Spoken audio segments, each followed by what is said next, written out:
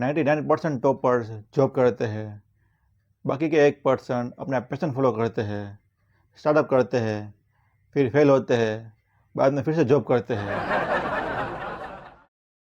पढ़ने के बाद कुछ लोग स्टार्टअप करते हैं, कुछ लोग जॉब करते हैं, कुछ लोग अपना बिजनेस शुरू करते हैं। पर अगर आपने एक बार जॉब शुरू कर ली, फिर वहाँ से निकलना मुश्किल है।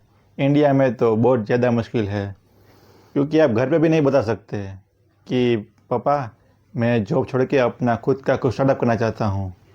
क्योंकि इंडियन पेरेंट्स ये एक्सेप्ट करने को ही रेडी नहीं होते हैं कि मेरा बच्चा जॉब छोड़ने के लिए राज़ी है।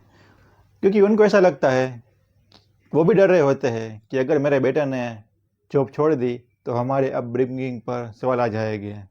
हमारे पड़ोसी क्या कहेंगे कि आपका बेटा इतना नालायक निकला कि वो जॉब छोड़ना चाहता है। इंडियन पेरेंट्स भी एक्सेप्ट करने को तैयार नहीं है। जब भी ऐसी अनएक्सपेक्टेड चीज़ होती है तब वो यही बोलते हैं कि इसका किसी ने कुछ करवा दिया लगता है। क्योंकि मेरे भी साथ ऐसा हुआ है। जब मेरे दोस्त ने जॉब छोड़ के स्टार्टअप लेने का फैसला किया तो मेरी मम्मी बोली कि उसका किसी ने कुछ करवा दिया लगता है। मैंने कहा टीसीएस में जॉब करता है वो, 24,000 पगार है उसकी, किसी के कुछ करवाने का खर्चा उसकी पगार से ज़्यादा है। कैसे ऐसा हो जाता है? पर यह रियलिटी है। इंडिया में 99% टॉपर्स जॉब करते हैं। बाकी के 1% अपना पैशन फॉलो करते हैं, स्टार्टअप करते हैं, फिर फेल होते हैं, बाद में फिर से जॉब करते हैं, क्योंकि नहीं हो पाता ना उनसे। मेरा एक दोस्त था, उसने अपने 3 दोस्तों से मिलकर एक स्टार्टअप शुरू किया था। कुछ ही समय पहले मुझे उसका फ़ोन आया, बोल रहा है कि भाई कहीं जॉब हो तो बताना, मुझे लगवा देना प्लीज़। मैंने कहा कि तुम 4 लोगों ने तो अपना स्टार्टअप शुरू किया था ना। उसने बोला उन तीनों को भी चाहिए, पर पहले मेरी लगवा देगा। और ये सुन के मेरी इसलिए फट रही थी कि मैं एक स्टार्टअप पे काम कर रहा था। मतलब काम मैं नहीं कर रहा था, काम तो वही कर रहा था जिसका स्टार्टअप था। मैं तो बस वहाँ पे लंच के लिए जा रहा था। एक अपार्टमेंट में उसका 2 BHK का फ्लैट था, उसके हॉल को उसने ऑफिस बना रखी थी। सुबह सुबह मीटिंग में बैठा के एक बार मुझे बोल रहा है कि हमें हमारी कंपनी को यहाँ से यहाँ ले जाना है। मैंने कहा भाई मुझे नहीं ले जाना, तुम्हें ले जाना है। मुझे तो बस सैलरी दे दियो प्लीज़, मुझे तो बस उनसे मतलब है।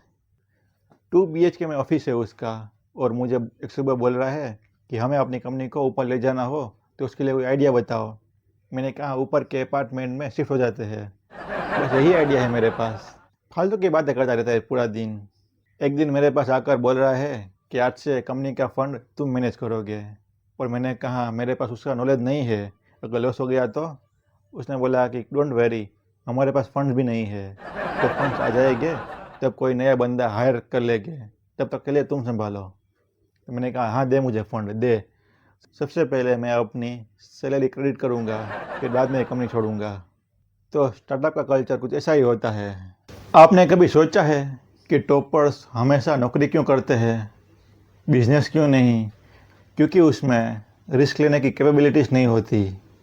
हाँ, क्योंकि वो हमेशा से पहले से ही होमवर्क करके रखते हैं, रात को 9 बजे सो जाते हैं। कभी आपने ऐसा देखा है कि रात के 12 बजे और एक टॉपर बाइक लेकर टपरी पे चाय पीने के लिए गया?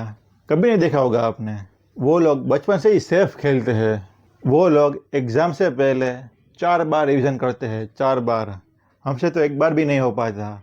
मैं और मेरे दोस्त एग्ज़ाम के अगले दिन ही पढ़ने के लिए बैठते हैं, और तभी डिसाइड कर रहे होते हैं कि इतना पढ़ लेते हैं और इतने की चीट बना लेते हैं।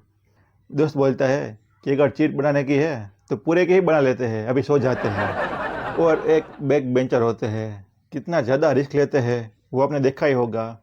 एग्ज़ाम के दिन एग्ज़ाम सेंटर पे ये 6-8 लोगों का ग्रुप होता है, उसमें से 2 बंदे एडमिट कार्ड ही नहीं लाए होते हैं, फिर वहाँ पे जेरॉक्स मशीन वगैरह ढूंढते हैं। जबकि toppers ball pen, pencil, eraser, calculator और न जाने क्या क्या लाए होते हैं साथ में, वो भी एक्स्ट्रा सब कुछ। बैकअप भी लिखा हुआ होता है इसमें, अगर ये बिगड़ गया तो ये काम आएगा, ये बिगड़ गया तो ये काम आएगा। और हम लोग होते हैं, एक पेन भी अपने दोस्त के पास मांग लेते हैं कि भाई एग्ज़ाम है, पेन लिखने के लिए मैं भूल गया घर पे, तो पेन प्लीज़ देगा प्लीज़। ये सब कुछ होते हुए भी आगे तो दोनों लोग बढ़ते हैं, पास तो दोनों लोग होते हैं, पर दोनों का वे अलग अलग होता है। डिफरेंस बस यही होता है कि एक में रिस्क टेकिंग कैपेबिलिटी ज़्यादा होती है, इसीलिए बैक बेंचर्स थोड़े बिजनेस में आगे होते हैं। तो आज के लिए इतना ही। कोई सजेशन हो तो कमेंट में ज़रूर बताइएगा। मिलते हैं अगले वीडियो पे। Peace out.